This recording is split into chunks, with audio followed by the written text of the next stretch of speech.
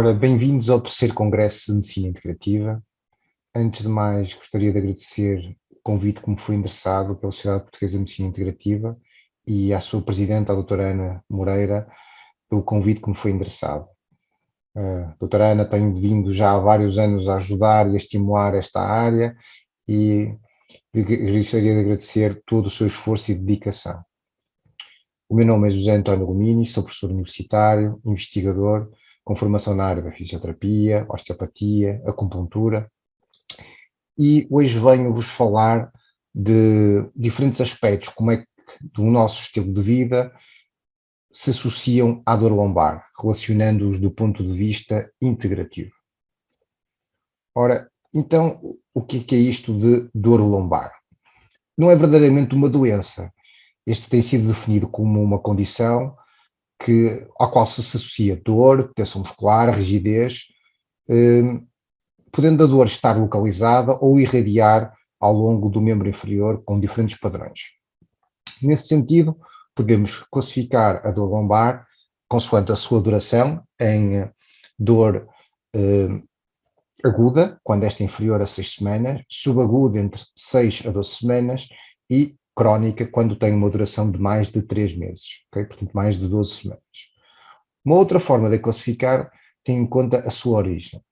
Quando a dor lombar é marcada pela presença de alterações estruturais correspondentes ao tipo de dor lombar, associando-se a uma patologia, que a patologia é essa que tem uma causa identificável, nós chamamos de que é uma dor lombar específica.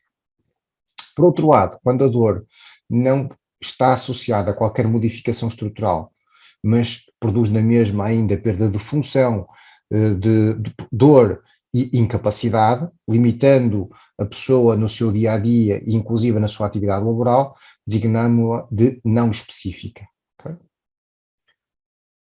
Quanto ao comportamento da dor, esta pode ser localizada, mais tipicamente entre a 12ª e a prega glútea, pode irradiar ao longo do membro inferior num padrão daquilo que muitas vezes se designa de cetalgia, ou simplesmente ter uma distribuição que é concordante com um determinado nervo ou raiz nervosa que esteja comprometida, no sentido de uma dor neuropática.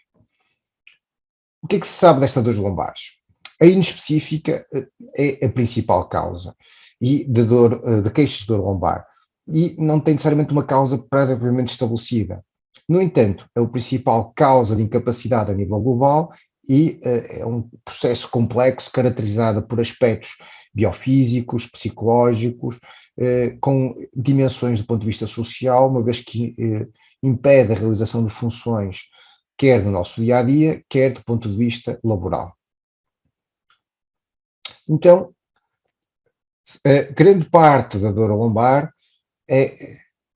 não tem uma causa pré-determinada, não se associa a nenhuma patologia. Isto corresponde a cerca de 85% das dores lombares. De 8% associa-se a uma compressão ou estenose radicular e as outras 7% está associadas a doenças autoimunes, traumas e situações reumáticas, como vocês podem encontrar no outro diário. Então, após um primeiro episódio de dor lombar, a gente que sabe é que cerca de 60% acaba por ter uma recorrência após o primeiro episódio. Sendo que destes, 33% essas recorrências obrigam a um absentismo laboral. Esta dor muitas vezes tem uma característica neuropática. O que é isto de dor neuropática? É uma dor que resulta de uma lesão ou disfunção a nível do sistema nervoso periférico ou central, em vez de uma estimulação dos receptores de dor. Aquilo que se verifica é que 37% dos pacientes com dor lombar crónica, portanto há mais de 3 meses, têm esta componente neuropática, sendo esta prevalente, essa prevalência muito superior a outras patologias que nós podemos encontrar também associadas a neurologias. 10% dos que sofrem dor lombar acabam por desenvolver uma dor crónica, ou seja, uma dor com uma duração superior a 3 meses. E destes, apenas 21% acabam por consultar um médico. Então, o que é que acontece com os restantes 79%? Ora, nós sabemos que 80% a 90% da dor lombar resolve-se espontaneamente. Portanto, sem qualquer tipo de intervenção, ela acaba por desaparecer. Aqueles que vão ao médico, apenas 7 chegam com dor à consulta. 67% já chegam sem dor e cerca de 26% podem procurar outro tipo de tratamento com outros profissionais de saúde. Nos Estados Unidos, por exemplo, o quiroprata representa o principal profissional de saúde a quem as pessoas recorrem com dor lombar, o médico de clínica geral, outros 40%, e outros especialistas incorporam ainda 20% da procura de cuidados de saúde. A recorrência desta dor após o primeiro episódio é de 50% a 1 ano, 60% a 2 anos e 70% das pessoas que têm dor lombar acabam por ter também dor durante os próximos 5 anos. Com isto, nós temos que a dor lombar é a quinta causa de razão para consultar o médico, sendo a principal causa de absentismo laboral e de perda de anos de vida saudáveis, okay? Que são estes daily. Por isso, é uma das principais causas de absentismo laboral e de custos financeiros a nível mundial. E o que é que nós sabemos do diagnóstico? Toda a gente pensa, ok, tenho uma dor lombar, tenho que ir fazer uma ressonância, um TAC. Na verdade, os meios complementares de diagnóstico não conseguem prever futuros eventos ou sequer ajudar no prognóstico da doença. Ou seja, se eu te fizer uma ressonância magnética e mostrar-me alguma compressão, ou se eu tiver uma hérnia discal, eu não consigo, mediante apenas a observação dos exames, dizer, olha, tem necessita de cirurgia, vai melhorar nos próximos 6 meses, ou o tratamento convencional é mais adequado. A nossa intervenção acaba muitas vezes passar por uma questão faseada, em que se inicia inicialmente por tratamentos convencionais, não interventivos. Alguns médicos optam por um tratamento medicamentoso, não existindo necessariamente aqui um guideline claro acerca de qual o melhor tratamento a aplicar nestes casos. Aquilo que, no entanto, se sabe é que os exames imagiológicos não são necessariamente definitivos para nós determinarmos qual a melhor intervenção a seguir ou o que é que irá acontecer no futuro a estes pacientes. A prevalência desta dor varia de estudo para estudo, podendo ir desde os 40% aos 60%, e alguns ainda referem que poderá atingir os 85% da prevalência ao longo da vida. O que se sabe é que existem inúmeros fatores que estão cientificamente demonstrados que se associam à dor lombar. E encontramos aspectos genéticos, o fumar, a obesidade, a depressão, trabalhos fisicamente exigentes, comorbilidades quer mentais, quer físicas, ou diferentes níveis educacionais. Okay?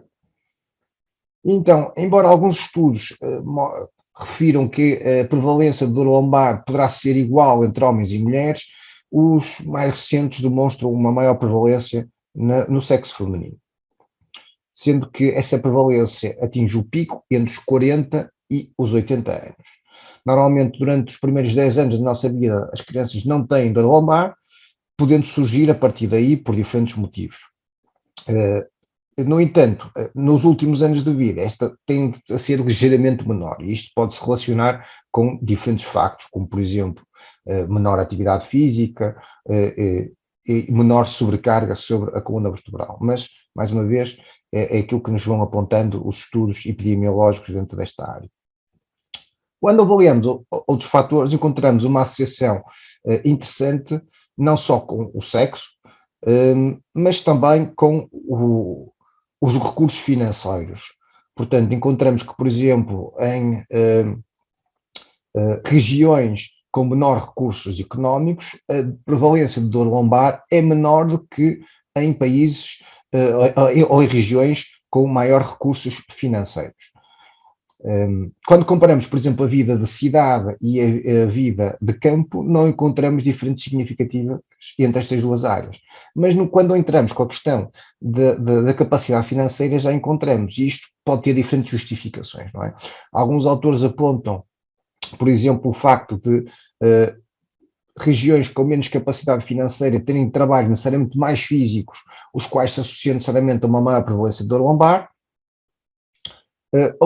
enquanto que outros, seria tecnicamente isto que deveria acontecer, mas não é aquilo que se verifica. Então, qual poderá ser a teoria? Aspectos nos países mais, ou nas regiões com maior capacidade financeira, podem estar associados também a níveis de stress mais elevados. É uma alimentação menos cuidada, mais pró-inflamatória, e eventualmente isto poderá estar associado então a níveis de prevalência de dor lombar mais elevados. Mas, mais uma vez, isto são apenas teorias. Aquilo que se sabe era, teoricamente, isto devia estar invertido, mas não é aquilo que os estudos epidemiológicos nos têm vindo a demonstrar. Isto será apenas uma hipótese de trabalho. Também foram encontrados associações relativamente a alguns aspectos genéticos. Alguns estudos apontam que a hereditariedade associada à dor lombar pode variar entre 30% a 45%. O que é certo é que foram encontrados genes associados a proteínas pró-inflamatórias e que, por sua vez, ao criarem uma inflamação maior, estão associadas a maior prevalência de dor lombar. E isto vem na sequência daquilo que eu digo. Então, situações em que já existem maior prevalência de situações inflamatórias, estes fenómenos poderão estar amplificados, produzindo então indivíduos que têm uma maior suscetibilidade para problemas autoimunes, síndromes inflamatórios, o que, dentro desta perspectiva integrativa, se pode associar depois a inúmeros fatores que causam inflamação, nomeadamente o stress e a alimentação. A vitamina D, que tantas pessoas apresentam deficiência e que se associam a um enorme rol de doenças, também se associa à dor lombar, com alguns polimorfismos associados à raça caucasiana e outros à asiática, e outros ambos, esses polimorfismos genéticos dos genes associados ao receptor da vitamina D, estão associados, por exemplo, a um maior risco de degenerescência dos discos intervertebrais.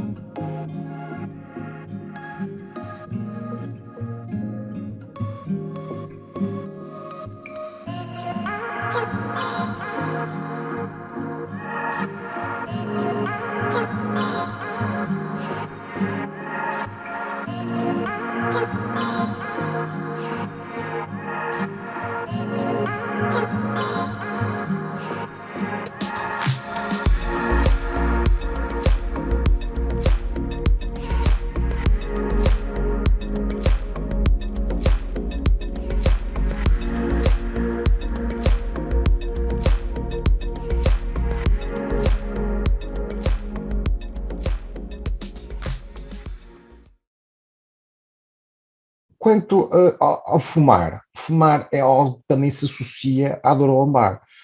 Algumas das substâncias no tabaco podem impedir a reidratação dos discos intervertebrais e aumentando assim a sua suscetibilidade à degenerescência. Okay? Isto tem sido demonstrado por inúmeros autores e associam-se ainda a outros fatores, como por exemplo o estado civil, que é uma coisa bastante interessante. Sendo que os indivíduos solteiros têm menor prevalência de dor lombar do que os indivíduos casados ou divorciados. Portanto, é uma coisa aqui interessante e possivelmente a analisar o aspecto associado ao casamento ou o facto de estar divorciado ou viúvo, aparentemente aumenta a prevalência de dor lombar. E isto podemos ter várias teorias. Podemos falar aqui na relação do estado corpo-mente, com o estado da felicidade, com o stress emocional, ou o impacto que eventualmente poderás ter a partir das tarefas domésticas, não é? E isto, aliás, é algo que é associado por alguns autores, em que nos disse que existe uma a associação entre as exigências do trabalho doméstico e a dor lombar em mulheres, ou seja, portanto, maior trabalho doméstico, maior prevalência de dor lombar. Daí que tudo depende da colaboração dos maridos, portanto, eduquem-nos bem. Além dos fatores já referidos, verificamos que apesar do maior número de anos em que a pessoa se estuda, ter uma menor prevalência de dor lombar, logo, quanto menos anos eu estudar, provavelmente tenho acesso a trabalhos mais fisicamente exigentes e, portanto, com uma maior prevalência de dor lombar, aquilo que vocês verificam aqui, o que é inverso face à capacidade financeira. Portanto, maior capacidade financeira, maior prevalência de dor lombar, menor anos de estudos, trabalhos mais físicos e, portanto, maior prevalência de dor lombar. Aqui, então, são duas coisas diferentes que nós podemos associar e vem de encontro àquilo que eu já mencionei anteriormente, a questão da inflamação crónica produzida pelo stress e por níveis de alimentação muitas vezes mais desadequados. E nós vemos isto quando comparamos, por exemplo, estudos em países ricos face a países pobres, em que os países ricos têm necessariamente maior prevalência de dor lombar, e isto associa-se muitas vezes a uma alimentação desequilibrada, deficiente e pró-inflamatória. Okay? Mais uma vez, o que o fumar vem neste sentido, e isto relaciona-se depois quando olhamos para os dados relativamente ao índice de massa corporal, em que nós vemos que o maior IMC se associa, por exemplo, a uma maior prevalência de dor lombar, o que vem um bocadinho comprovar esta hipótese de que provavelmente está associado mais a uma questão nutricional.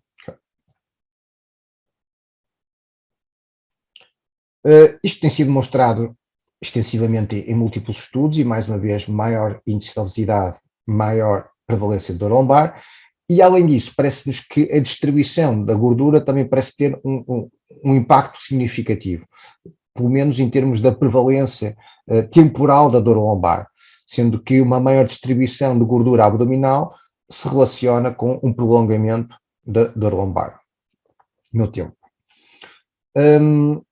A confirmar esta hipótese inflamatória, encontramos também associações entre a prevalência de dor lombar e aspectos como a depressão ou a osteoartrite da coluna. Okay? E isto pode ser justificado no sentido em que depressão também gera estados inflamatórios. Mais uma vez, aqui a possível justificação para isto será a relação do aspecto consciente do nosso corpo com o eixo hipotálamo-hipófise adrenal, ao qual se associam depois inúmeras disfunções fisiológicas, ok? E isto pode, então, justificar o facto de indivíduos com maior índice de depressão se associem também a maior prevalência de dor lombar. E maior inflamação, temos então também maior probabilidade de doenças inflamatórias, degenerativas e autoimunes associadas então a diferentes síndromes reumáticos como a osteoartrite vertebral. Então, que tipo de intervenções poderemos ter para este tipo de situações? Como é que a gente pode atuar? Ora, as intervenções, nomeadamente com maior evidência de eficácia na diminuição quer da prevalência, quer na incapacidade e nos níveis de dor lombar, são o exercício. Okay? Apesar de haverem de evidências que alguns outros tipos de técnicas, como a manipulação vertebral ou a acupuntura, possam também ter efeito, esta evidência é baixa, sobretudo devido à qualidade dos estudos realizados, embora uma das críticas que se faz também nos estudos com exercício será a baixa qualidade destes estudos, porque muitas das vezes torna-se difícil estandartizar protocolos de intervenção para situações generalizadas de dor lombar, que, embora sejam não específicas, dentro da nossa perspectiva integrativa, podem ter múltiplas causas e então teriam que ser dirigidas esta intervenção para cada um dos pacientes. Portanto, apesar de tendencialmente nós gostamos de associar a dor lombar à posição de sentado, aquilo que nos mostra a literatura é que é nas profissões fisicamente mais exigentes em que esta está mais presente. Sendo que nestes casos em particular, em profissões mais físicas, o estar mais horas sentadas consegue inclusive diminuir a prevalência de dor lombar. No entanto, quando nós olhamos para o tipo de exercício que devemos realizar, quais são os melhores exercícios a estabelecer, não parecem haver diferenças significativas entre exercícios mais localizados ou exercícios globais. Quando olhamos para exercícios como o yoga, verificamos, por exemplo, que o yoga decresce significativamente a dor lombar a curto prazo e a médio prazo, melhorando também a incapacidade, quando comparado com grupos que não fazem qualquer tipo de exercício. Na verdade, o yoga tem sido encontrado ter os mesmos efeitos na dor e incapacidade que outros tipos de exercícios ou a fisioterapia. Quando muitas vezes consultamos um clínico com dor lombar, aquilo que nos dizem é: ou está com dor lombar, vai nadar. Ora, a natação propriamente dita não existe evidência para mitigar a dor lombar. Existem alguns estudos que nos mostram, no entanto, que exercícios aquáticos, que é diferente, podem estatisticamente reduzir a intensidade de dor e a incapacidade de dor nestes pacientes. E muitas das vezes na clínica uma das questões que nos têm é: então que tipo de exercícios são adequados para quem tem dor lombar? Alguns estudos mostram-nos que existem alguns exercícios melhores que outros, nomeadamente o Pilates, o Mackenzie, ou exercícios funcionais parecem ser um bocadinho mais eficazes que outros tipos de exercícios na mitigação da dor. No entanto, aquilo que sobretudo deve acontecer é que deve-se realizar exercício e a pessoa deve gostar daquilo que está a fazer. Nesse sentido, até exercícios feitos pela própria pessoa em casa, apesar de uma baixa evidência, produzem efeitos moderadamente positivos no controle da dor e da incapacidade e, portanto, podem também ser recomendados a todos os pacientes com dor lombar. Quando nos perguntam, será que o desporto previne a dor lombar? Na verdade, a prática desportiva vai influenciar a diferentes níveis esta prevalência de dor, sendo que diferentes atividades têm diferentes prevalências de dor lombar.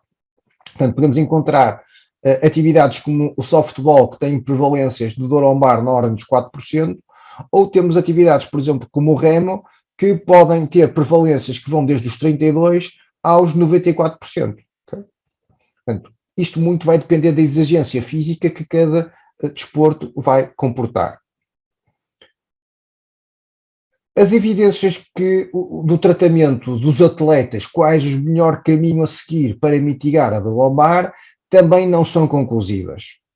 Sabe-se que os exercícios generalmente contribuem para a redução da dor lombar e melhoram a funcionalidade das atividades, exercício, mais uma vez, terapêutico, neste caso, mas, na verdade, intervenções como a terapia manual, como a massagem, manipulação espinal, modificações biomecânicas, têm evidência insuficiente no controle desta situação. Então, será que a dor lombar tem alguma relação com a nossa percepção da realidade, com o nosso estado mental, com o nosso descanso?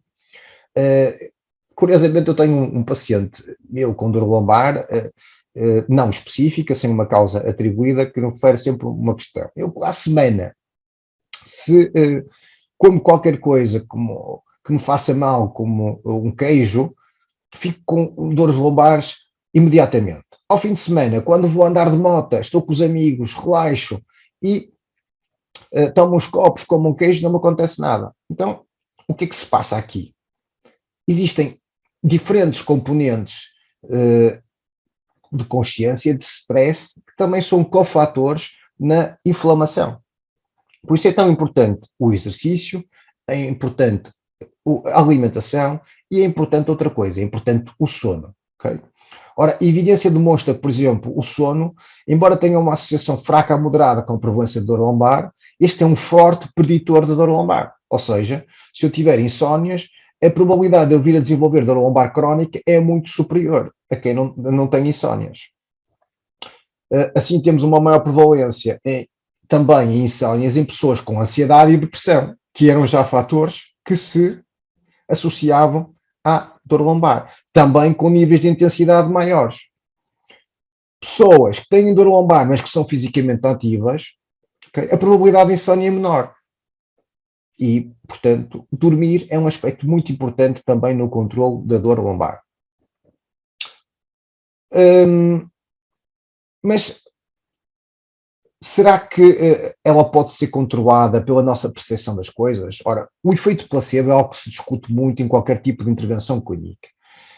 E o que é o efeito placebo? O efeito placebo é uma intervenção que, na prática, não deveria produzir qualquer efeito, é uma intervenção falsa, mas que, quando nós vamos analisá-lo do ponto de vista científico, muitas vezes encontramos efeitos bastante significativos.